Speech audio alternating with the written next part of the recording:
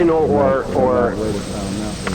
first person was the one who also wrote down the symbols of yin and yang, using these words to express them. And these symbols, the broken line and the solid line, to symbolize yin and yang. These later were developed into the 8 trigrams, and this was used as a form of this was used as a way in which to see how change took place in nature, going from yin stage to yang stage and back again. A little bit later, another man,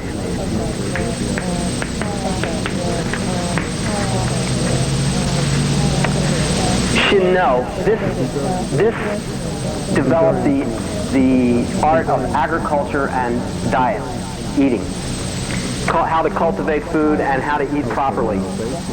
And a whole treaty, a whole book was developed along these lines, using yin and yang strictly in that realm of agriculture and eating.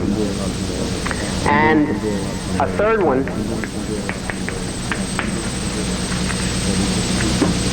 which was more popularly known as the Yellow Emperor. You might have seen this book, The Yellow Emperor's Classic of Internal Medicine.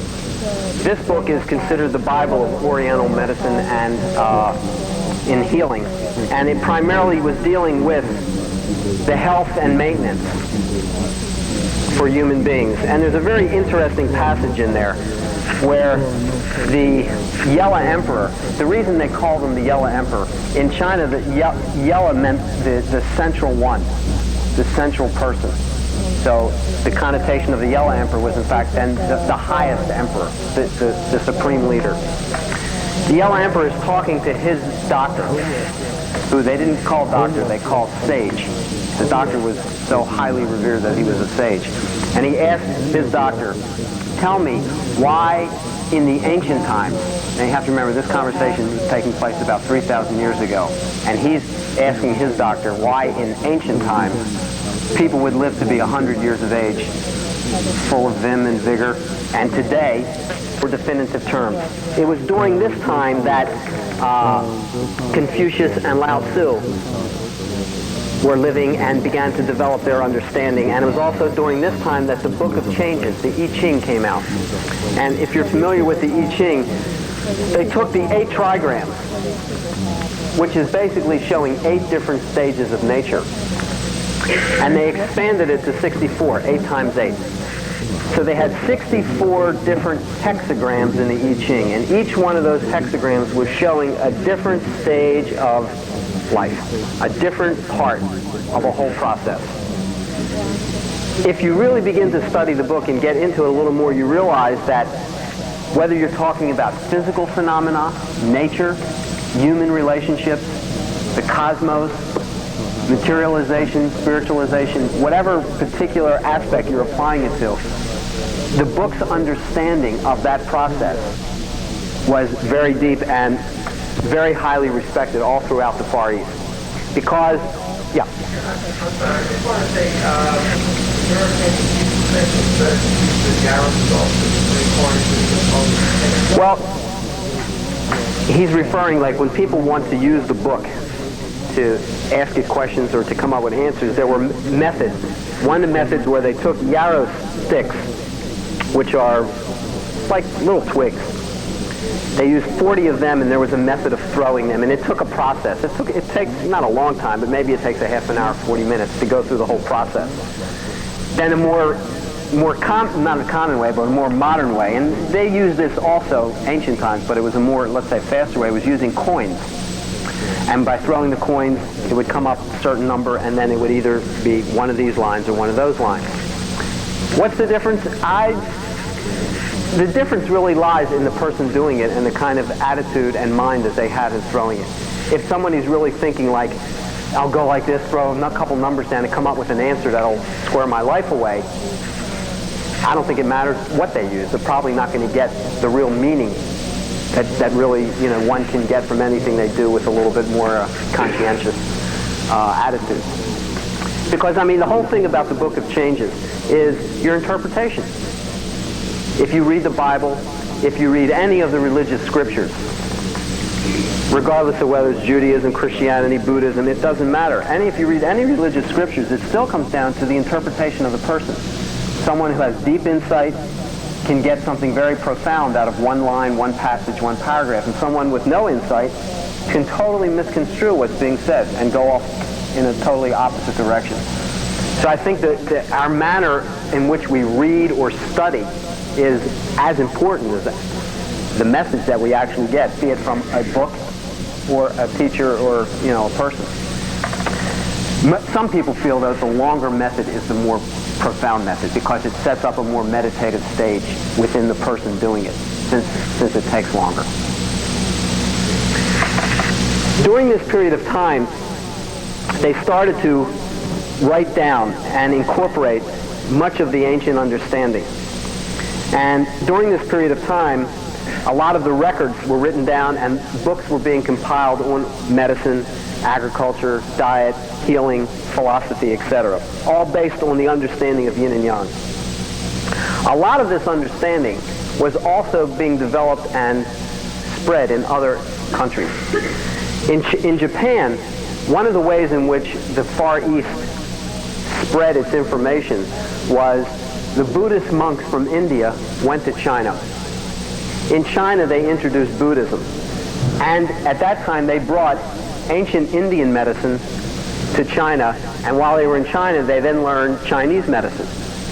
Then they took Chinese medicine and they went to Japan, where they introduced Buddhism.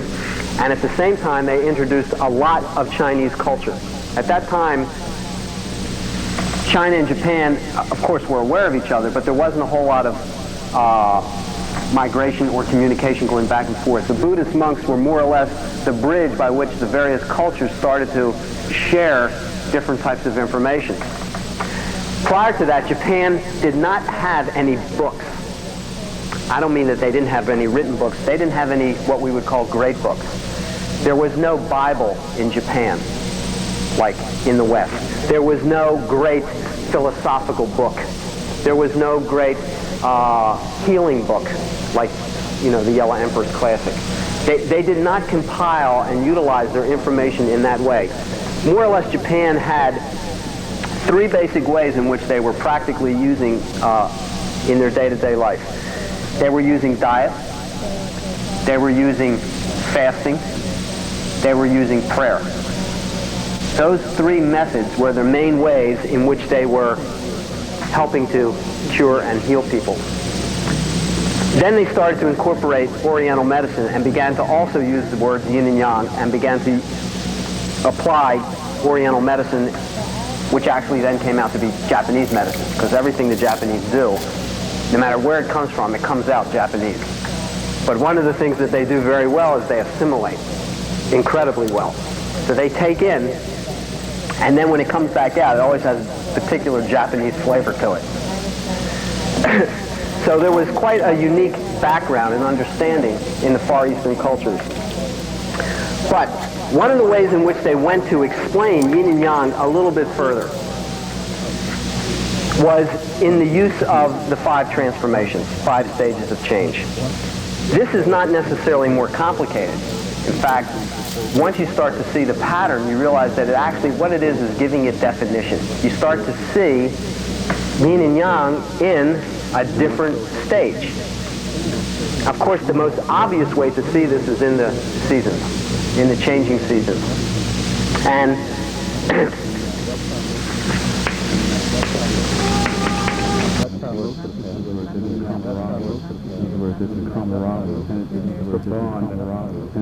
the bond that first stays together, the bond that first feels secure and feels secure, and so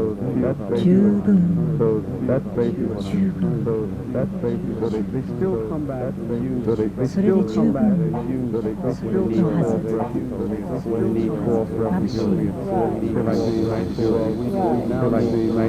We now need the color video, the color video,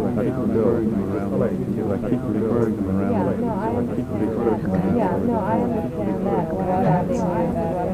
What are they doing? What are they doing? Basically, what they came, like some of them might have video setup, want to make a compatible, they might want to go and do, what's the best way to do it? They might need what is available. They might need what is available. Each person has to be individualized and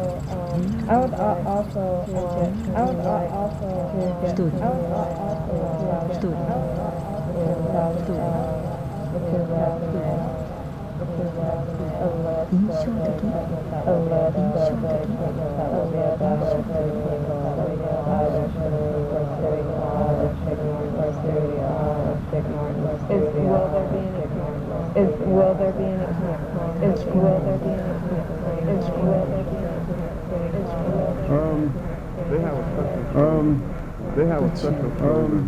They have a special program. It's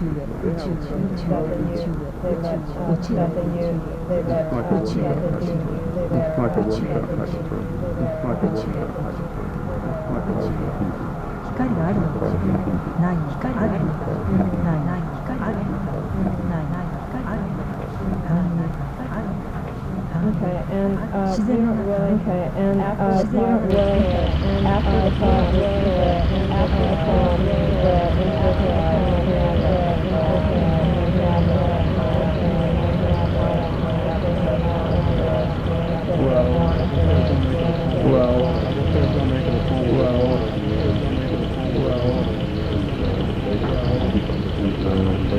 keep up the technology,